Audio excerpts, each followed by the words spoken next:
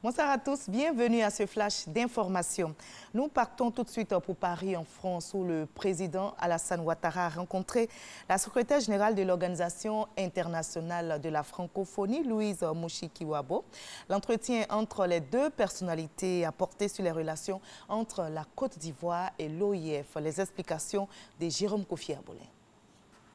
Le président de la République de Côte d'Ivoire, Alassane Ouattara, à Paris, devant la secrétaire générale de l'OIF, Organisation internationale de la francophonie, ce vendredi 14 février 2020. Le chef de l'État ivoirien et Mme Louise Mushikiwabo ont essentiellement parlé des relations très étroites entre la Côte d'Ivoire et l'OIF. Au terme de cet entretien, le président Alassane Ouattara a notamment évoqué l'importance de la confiance qu'inspire l'Organisation internationale de la francophonie en termes de développement avec les différents pays membres de cette organisation. Ça fait 1 an qu'elle a pris fonction et je me devais de venir la saluer, la féliciter et lui dire que nous apprécions l'étroite collaboration entre l'OIF et la Côte d'Ivoire et que l'appui qui nous est apporté est bien apprécié. Et je pense que nous devons continuer de faire confiance à l'OIF pour ses conseils.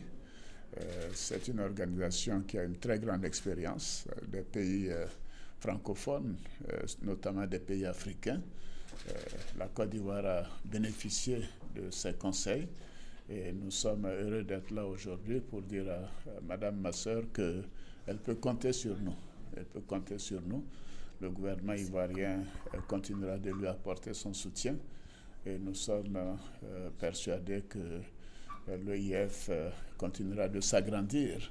L'OIF et la Côte d'Ivoire ont toujours travaillé de manière étroite dans tous les domaines, notamment au niveau de la culture. Pour rappel, c'est au bord de la lagune Ébrié que les 8e Jeux de la francophonie ont été organisés avec brio en 2017. Et ici, le Premier ministre Amadou Gon Coulibaly a achevé sa tournée dans la région du Boclès ce samedi. Le chef du gouvernement ivoirien a animé un meeting à Sassandra pour couronner cette visite. Il a évoqué la paix, la cohésion pour le développement de la région.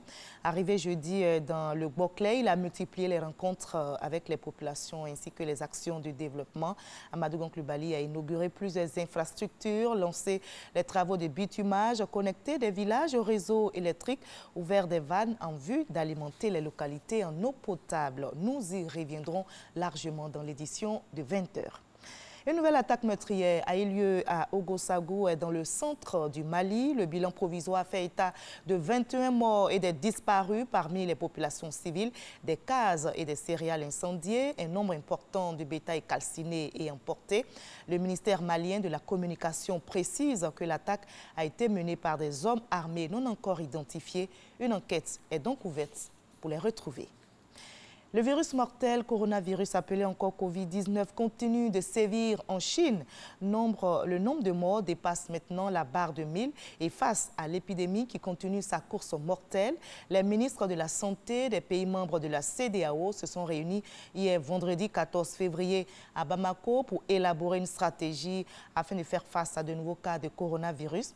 À Bamako, les ministres ont notamment décidé de renforcer la coopération alors qu'un premier cas de contamination en Afrique a été déclaré en Égypte.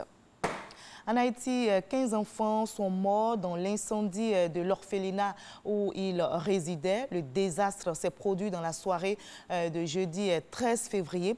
Notez que les autorités déplorent ce drame survenu dans cet établissement qui ne disposait d'aucune autorisation pour accueillir légalement ces mineurs. Et nouvelle plus gaie, on parlera page culture. Dans ce 20h, nous parlerons littérature aujourd'hui. Et nos regards se portent sur un ouvrage intitulé « Le rayonnement de la Côte d'Ivoire, le leadership gagnant d'Alassane Ouattara ».